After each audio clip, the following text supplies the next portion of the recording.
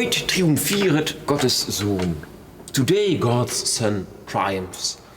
Of course, another Easter chorale from Bach's Orgelbüchlein. Let's just listen to a little bit of it.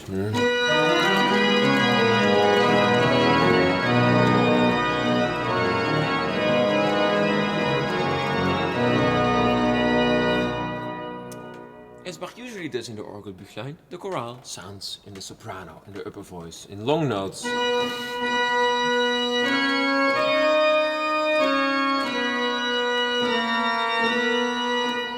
It's accompanied by a nice walking bass. And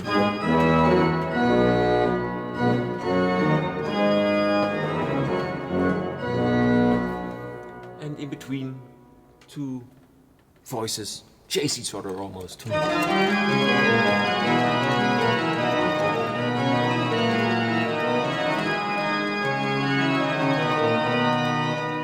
Bach uses this build-up very consistently throughout the chorale, and it gives a very grand, big, but also consistent illustration of the chorale melody. The chorale is about Christ rising. Today God's Son triumphs, who has risen from the dead. Alleluia, alleluia. With great splendor and glory, for this we thank him for all eternity. And it's beautiful to see how Bach uses this pedal motif all the time, but makes little variations to it. The first version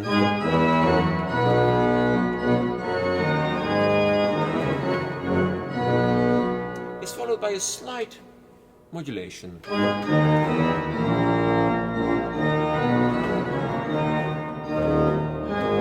And he does this 3 more times in his wonderful chorale. But then at the end, the last Alleluia bit of the chorale, we hear something very special. After this very consistent start of the chorale, the end is very surprising. Let's hear the last normal bit and then the surprising bit. Mind especially the pedal.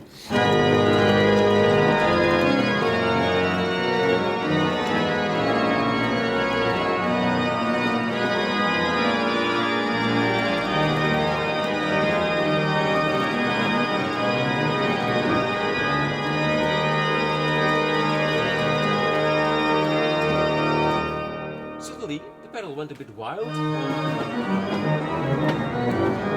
and also the hands kept playing the same note again.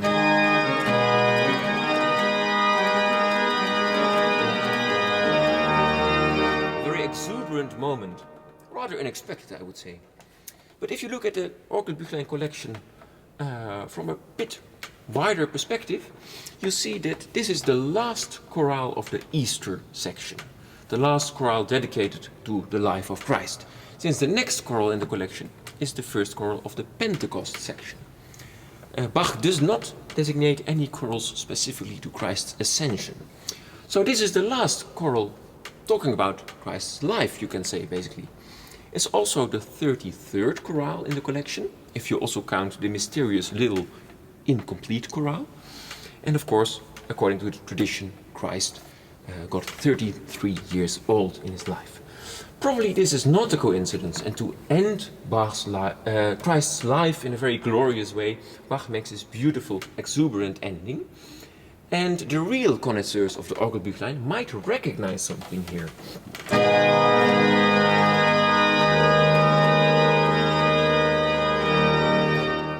Let's listen to the first chorale of the collection, Nun kommt der Heut in Heiland, where we hear a similar sound. Of course, in a very different atmosphere, but we hear the same insisting sort of notes. Repeating over and over again the same note, which sounds very similar to this.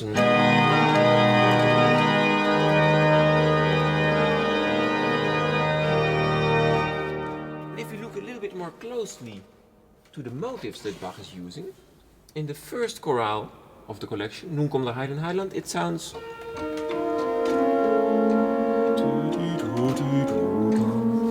And in the last chorale dedicated to Christ's life, we hear in the pedal. I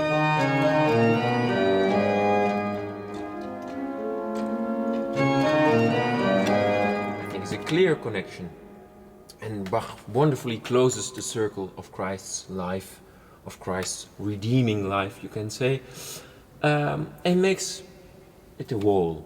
For this wonderful observation, we have to thank Kees van Houten, a Dutch organist, musicologist, who wrote a great deal of books dealing with Bach, observing what Bach is doing, also speculating a little bit on the background behind Bach's works. And it's absolutely fascinating material for everyone who loves Bach. As far as I know, it's not translated in English, but if you have a chance to get your hands on it, please take it, because it's really worth it.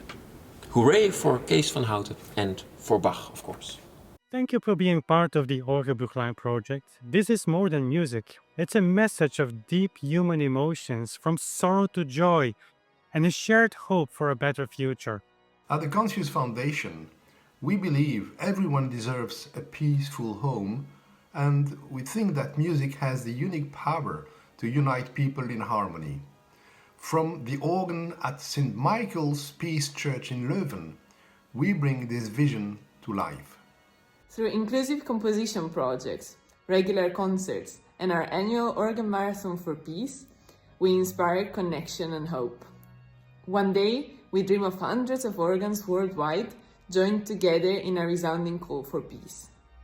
Help us amplify this message by joining our Patreon community. Link in the description.